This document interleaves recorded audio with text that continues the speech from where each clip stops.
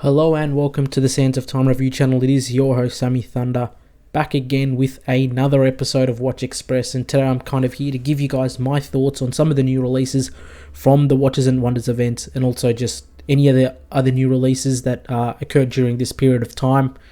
And let's just delve right into it. And you could probably see on the screen right now I have the brand new Tudor Black Bay Pro. Just the small thing with this video here that I'm doing, I will just kind of be talking about watches I just personally thought would be interesting or unique, or were just good releases. So I probably will miss some of the releases, but these are some of the top icons that I thought were eye-catchy and something that, you know, I would consider purchasing. And again, we're back at it again with Tudor releasing a whole bunch of models. They actually released the Black Bay Pro, a Black Bay GMT, and also in the Black Bay, the S and G line for a chronograph, and also their 31, 36, and 41 mil bezel-less Black Bays. But anyway, what I want to talk to you guys about is this new Tudor Black Bay Pro. They've named it the Professional. They don't actually state a thickness here, but the thickness that's quoted is a 14.6 mils thick. So don't expect the Tudor Black Bay level of thinness, and this is in a 58. A 58. So don't expect the Tudor Black Bay 58 level of thinness, since this is not a GMT version of the 58. But what we do have here is a stainless steel bezel that's fixed in place. We have a little bit of fauxtina going on with the handset. This here is very toolistic, as you can see by the matte finish of the center seconds and the minute. The center of all the minute hand, hour hand, GMT hand, and also the seconds hand is in this matte black finish. And also this seconds hand here is kind of a, kind of has that more rugged finishing that you'd see maybe on a Pelagos, or even watches like the Speedmaster Professional will feature that kind of white fluffy paint that's on the dial. So this here, it's the Tudor Black Bay Pro, and it obviously, what you can see is a noticeable upgrade with the clasp system, which features, I believe, what Tudor calls the T-clasp, and essentially that's just on the fly micro adjustment. You get the better clasp. I do think it's a massive upgrade compared to what you see on the Black Bay 58 and also the standard Black Bay 41 line, but you know, it's not a deal breaker, but I do think this is just really good to see. And you know, it really does look cool, again with the box sapphire crystal. Very toolistic, very reminiscent of the Rolex Explorer 2 in black. So that's one thing to note about this release. And you know, I do kind of like it quite a bit. And you do get it on this kind of hybrid rubber / leather strap, and also a yellow band. Personally, obviously, for 5430 Australian dollars, this is worth it. Obviously, you're getting the MT562 cost certified movement, 39 mils thickness with a 14.6 mils thickness and around a 47 lug to lug. So it wears well. It's not as thick and chunky and big as the Black Bay 41, but you know, it's something worth considering. I guess the next thing I wanted to consider right now is actually this two-tone Black Bay GMT. So this will pretty much feature the same specs or thickness as this watch here, which was previously released, and I would personally call this the Diet Pepsi. So it is pretty much an homage to the Rolex GMT Master 2, aluminium bezel, same movement. As always, the Tudor Kinesi movement, the MT5652, which is the inclusion of the GMT function. And essentially what I see here is a Diet Pepsi, and this here is the Diet Root Beer. I do think in person this should look much better. Unsure of why they still use an inferior clasp system. I think the Tudor could have benefited from using the better T-class system. So personally, this is just my personal opinion, I wouldn't even consider this bracelet. I think it looks a little bit gaudy. I really do like the root beer tone that's on the case of the watch. So if you look at the bezel, that's actually solid gold, crown solid gold, bracelet capped gold.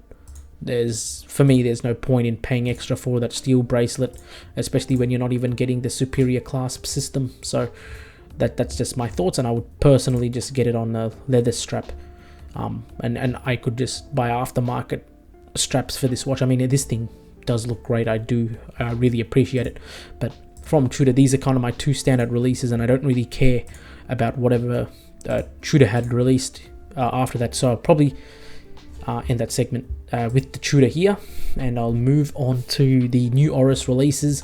Oris released a new ProPilot X Calibre 400. So essentially, if you guys didn't know,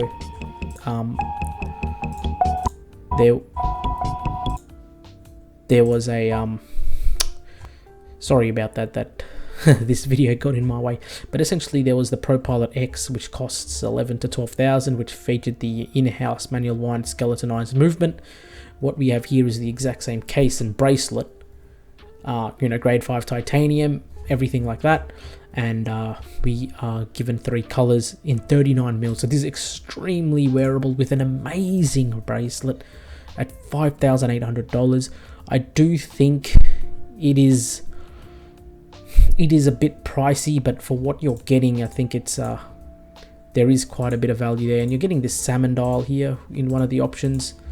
And I really dislike the website from Oris, but you have the option of a blue dial configuration. You can see it's kind of like a matty texture there, so it's like a pilot's watch without numerals. Instead you have stick indices painted onto the kind of matte finish dial. I do really appreciate the level of detail in the handsets. Actually, it has a very nice vertical brushing, but my personal favorite would be this watch here, and I like how you got that black inlay there. I think that's the lume inlay for the watch. I think it's great. I feel like in the dial they probably could have done a little bit more in some regards. I don't know, even may have applied indices. I still think this is a really good watch from the brand, but yeah, it is a little bit pricey, and you know, even though you do get the Calibre 400 and also the grade 5 titanium, the actual case and bracelet that you would see on the actual ProPilot X, it's good to see that, but yeah, I mean, it's a fine release. I can at some point see me spending some money on this release, because I do appreciate the bracelet and the clasp system. The clasp system is very reminiscent of a pilot's or a seat belt, and unfortunately they haven't done their best to showcase that. But this here is the big crown ProPilot X. I mean, I think a lot going on here with the skeleton dial. Nice lume. They haven't really showcased any lume on the Oris ProPilot X Calibre 400, but this is the Calibre 115, and that's the bracelet you will get on either watch. And you have that lift mechanism, very reminiscent of the lift mechanism that you would see on a seat belt on a passenger seat, or even the cockpit.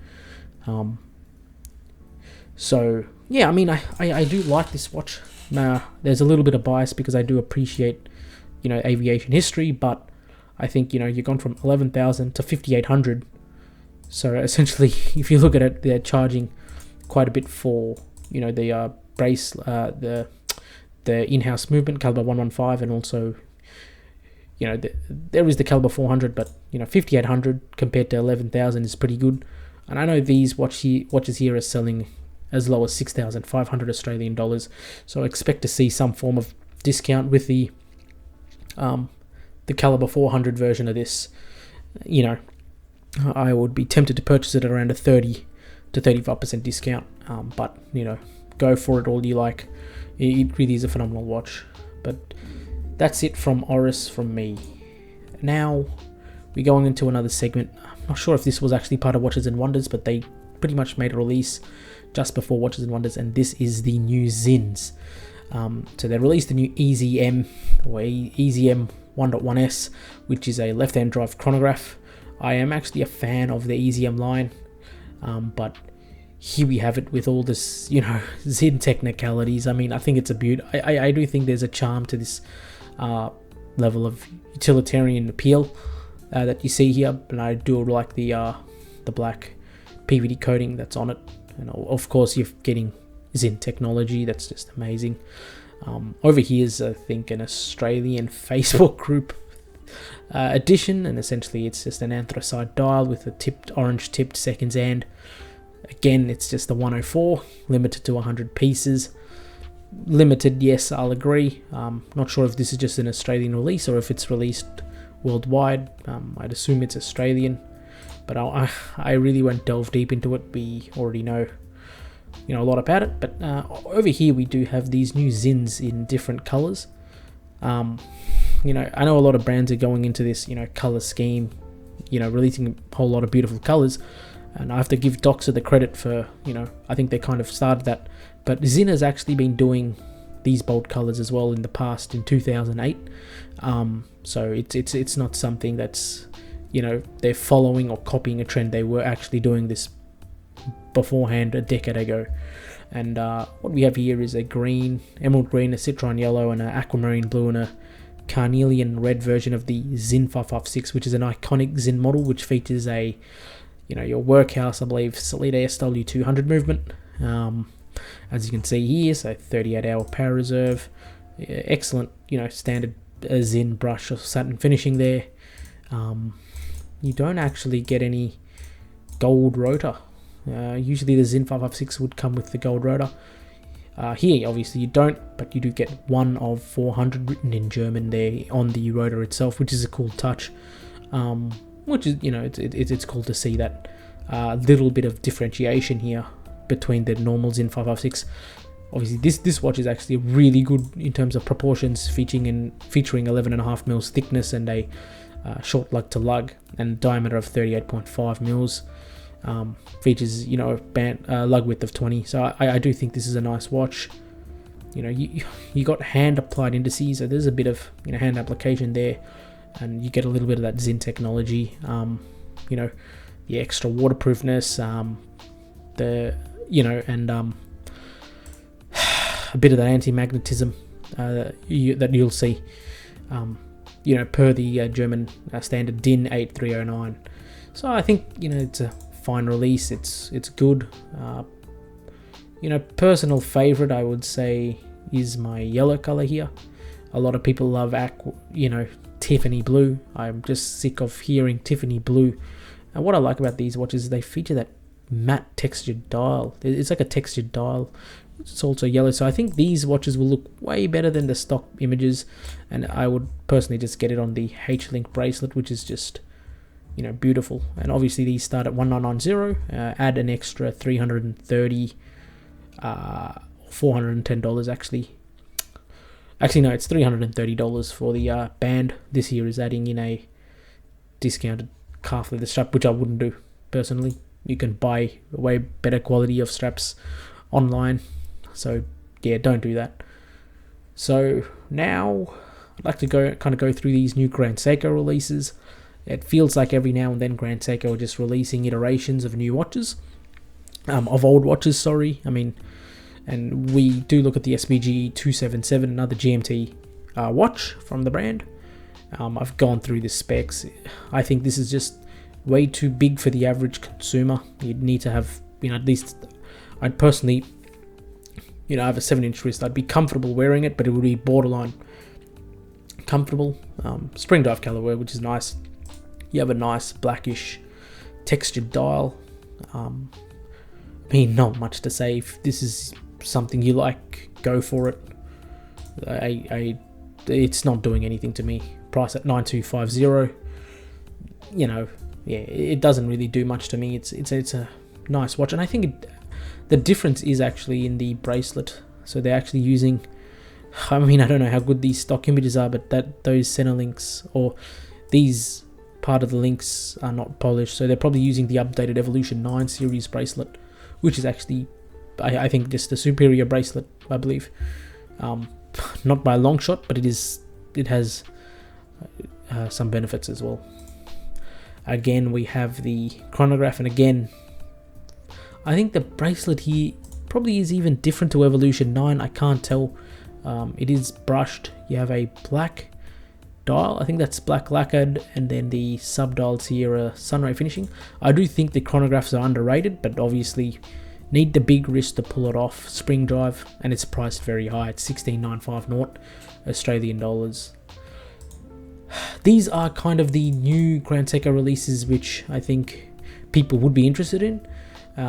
Titanium, 12,500 Australian dollars. a different case, which is cool. So you have the crown guard case, so you have that crown protection there, and you have these indices. I think they're very, very similar to what you would see on the white birch, but they are different. So the white birch, I believe, looks a bit different. The marker, actually, the stock images are horrendous. It probably is the same indices there, but I'll double check that. So you kind of have that snowflake texture here, brushed bezel. I do think this is nice. I do actually appreciate this watch. You know, it's priced at 12,500, featuring your spring drive 9R66. So it's not their highest caliber. So higher end caliber of spring drive they're using. They're using the baseline caliber. Personally, I don't care, but it's just priced ridiculously high. I mean, the snowflake itself is 8950. I mean, you're getting a GMT function. Okay, I can appreciate that. The case itself is probably a bit more difficult to have Zaratsu polished and brushed, machine brushed and everything. I can understand the case complexity there. So a little bit of warranting there, but I don't think it's worth the 12,500 asking price for what it is. I mean, I believe this is actually Evolution 9 case with the crown guards. But yeah, and obviously, you know, this marketing, they say, oh, some forest in Nagano or something. It doesn't do anything to me. In my opinion, the heart of Grand Seiko, I do think these once American only edition of the Four Seasons, they're beautiful. I think these are true to the marketing, but to me the beauty in Grand Seiko is in some of their more simple dials. You know, I think of Grand Seiko as the Japanese JLC. You know, I think the SBG W231 is just phenomenal dress watch, known as the Seiko Trava. SBG M221, a watch I owned. I think this is the most beautiful Grand Seiko. I've owned this watch, and you know, I have regrets of selling it, but nonetheless, I have the SBG H001, which is in Japan in service. So once that actually comes back, I'll be much happier. But this here is just sublime. I mean, this is where beauty lies. You know, this is what I think Grand Seiko needs to go back to. Start developing these kind of watches that people do like and desire, instead of just, you know, spitting out Evolution 9 series of watches and whatnot. It's just there's a lot of fatigue with Grand Seiko at the moment. Again, here we're coming here with the diver. I mean, this features ever brilliant steel, so bracelets titanium, case is ever brilliant steel, so you have a bit of that heft in the case and the lightness in the bracelet. So I actually think this watch here, I mean, this features the Evolution 9 case. Obviously you need a little bit of a larger wrist there, 51.5 mils lug to lug, 13.8 mils thickness. I mean, it's perfect for a dive watch. You have a black textured dial. I mean, what is special about these dials, man? You know, they literally did Lake Sewer with blue, and now you have it with black. Now, let me see the marketing here. Japanese archipelago. I don't understand. See, if I want a diver, I mean, this is $17,300. You know, it is expensive. I can see the materials used. I can see the movement used. You know, it is using the better caliber, the 9RA5. Okay, I can understand that. It's priced a bit higher. Why would you extend yourself to go higher? I think Grand Seiko, their strength is not in the diver watches. I think their sport watches are good, but their dive watches, I think, are a little bit lacking compared to the competition. And is the case back on this watch closed? Do they tell you? Watch itself features 200 meters water. I mean, I don't understand why you just wouldn't buy a high-end Seiko diver. It doesn't even have an exhibition case back. You're pretty much paying for the 120-hour power reserve. when you have a power reserve indicator. This is bonkers. This is stupidity for me. I do not like this diver one bit. I don't understand. What is this? I just buy a Seiko Sumo or a Seiko Shogun. Why would I pay 17,300 Australian dollars for this? If you have a good movement, show it off, alright? Because you could have just fitted in a standard spring drive movement. It already has 3 days power reserve. That's fine. And, you know, you have a power reserve indicator. See, if I have a power reserve indicator, at least I know what the power level is. Or, you know.